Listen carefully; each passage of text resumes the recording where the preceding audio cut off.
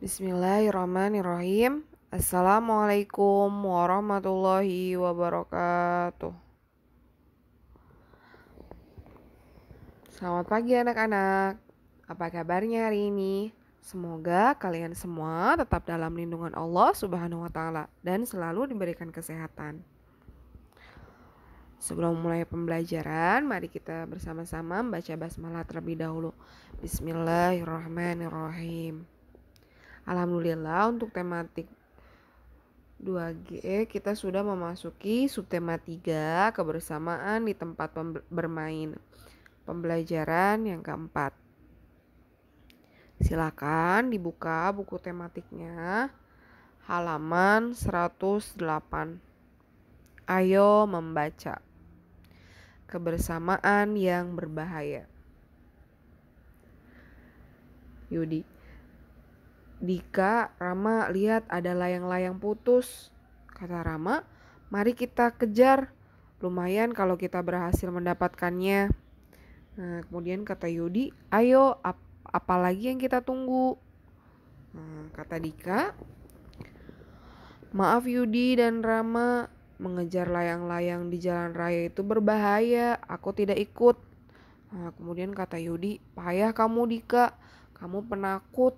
Nah, kata Dika, biar aku dikatakan penakut, aku tetap tak mau ikut. Aku tidak ingin celaka ditabrak mobil. Yudi dan Rama segera meninggalkan Dika. Mereka mengejar layang-layang. Layang-layang jatuh di tengah jalan. Mereka tetap saja mengejar layang-layang. Sopir pengemudi mobil sedan marah-marah. Nah, dapat diambil dari teks kebersamaan yang berbahaya ini. Jika bermain itu jangan sampai membahayakan diri kita ya. Jangan sampai seperti di cerita sini, misalkan mengejar-ngejar layang-layang tapi tidak memperdulikan jika kalau mengejarnya sampai ke jalan raya itu kan berbahaya ya nantinya ya, takut tertabrak mobil atau motor. Nah, itu dapat membahayakan. Makanya hindari bermain-main di jalan ya. Nah, kemudian untuk tugasnya, pilihlah kata yang tepat untuk melengkapi kalimat berikut. Nah, Ibu contohkan yang pertama ya. Nomor 1, kita harus memilih tempat yang titik-titik bermain. Nah, kira-kira apa kata yang tepatnya? Kemudian dilanjut lagi di halaman 110. Kini aku tahu. Nah, saat bermain bersama teman, kita juga harus menjaga kerukunan. Kerukunan tercipta bila semua mengikuti aturan permainan. Perbedaan agama, asal daerah, dan sifat bukanlah masalah. Perhatikan tim kesebelasan sepak bola. Walaupun berbeda-beda, namun semua pemain bekerja sama untuk mengalahkan lawan. Tidak ada yang merasa sombong. Semua bermain untuk kemenangan timnya. Nah, kemudian untuk tugasnya di situ ada beri tanda centang untuk melengkapi pernyataan. Nomor 1, Ibu contohkan, bila ada pelanggaran, wasit sepak bola memberi sanksi titik-titik pemain tertentu. Apakah tanpa membeda-bedakan atau hanya kepada? Kira-kira jika yang tepat untuk melengkapi pernyataan tersebut yang mana? Tanpa membeda-bedakan atau hanya kepada? Nah, silakan dipilih, diberi tanda centang ya. Nah, kemudian selanjutnya, ayo mendengarkan. Di halaman 111. Ular yang sombong. Pada zaman dahulu, hidup seekor ular yang sombong. Ia merasa dirinya yang paling kuat. Pada suatu hari, ia bertemu seekor badak yang sedang beristirahat. Kata ular, "Hai badak, apa yang kau lakukan? Nah, kemudian kata badak, aku sedang beristirahat. Apa kabarmu, ular? Nah, kata ular, aku baik-baik saja. Sebenarnya kau sedang bermalas-malasan. Pantas saja tubuhmu besar. Nah, kemudian kata badak, begitukah menurutmu, ular? Kau sendiri hanya menyombongkan diri saja. Nah, kemudian kata ular, itu karena aku hewan yang paling kuat, sementara dirimu hanya hewan yang tak berguna. Nah, kemudian kata badak, kau selalu meremehkan hewan lain. Belum tentu kau dapat mengalahkan aku, kata badak.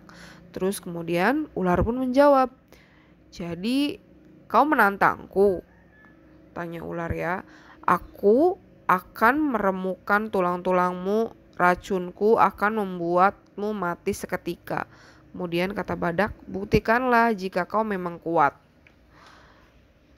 Mendengar tantangan badak, ular pun langsung melihat tubuh badak dengan sekuat tenaga. Melilit tubuh badak ya hingga sekuat tenaga. Namun karena tubuh badak besar, ular tidak dapat melilitnya. Ular tidak menyerah begitu saja. Ular mencoba menggigit badak, namun taringnya tidak dapat menembus kulit badak. Akhirnya, ular mengaku kalah.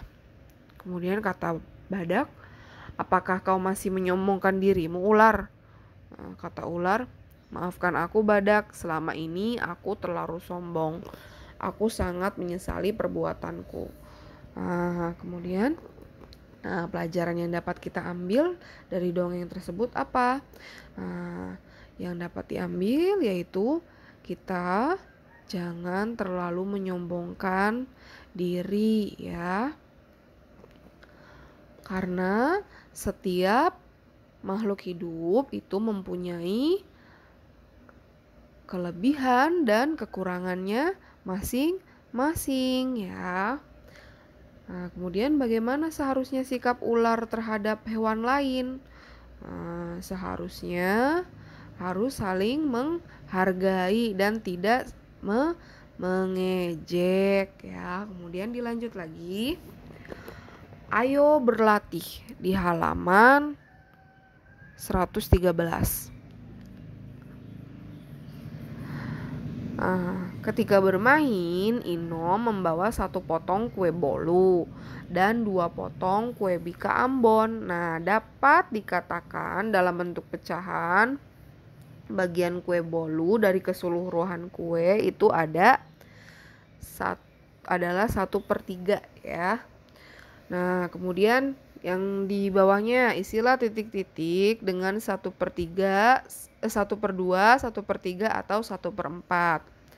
Nah, di nomor 1 di situ ada kelompok hewan terdiri dari 1 ekor ayam dan 3 ekor burung. Nah, 1 ekor ayam adalah dari keseluruhan ayam. Nah, berapa per berapa 1 ekor ayam itu? Ya, kemudian dilanjut lagi. Yang nomor 2-nya. Di dalam kotak terdapat 1 pensil dan 1 penghapus. Nah, sebuah pensil adalah titik-titik dari semua alat tulis di dalam kotak. Nah, berapa per berapa 1 pensil itu? Nah, dilanjut masih sama seperti itu ya. Nah, kemudian dilanjut lagi di halaman 114-nya di bagian B, gambarlah 2 bangun pecahan yang menunjukkan 1/2. Nah, seperti dicontoh seperti ini ya. Nah, digambar 2 bangunannya yang menunjukkan pecahan 1/2. Nah, seperti di sini ada lingkaran ya, dibuat jadi 1/2 dan juga ada persegi juga dibuat jadi 1/2. Nah, bisa dilanjutkan lagi C dan D-nya ya. Alhamdulillah. Pembelajaran telah selesai. Untuk tugasnya yaitu yang pertama halaman 109 melengkapi kalimat, kemudian halaman 110 beri tanda centang, dan halaman 112 ayo mencari tahu. Kemudian yang keempat halaman 113 dan 114 ayo berlatih.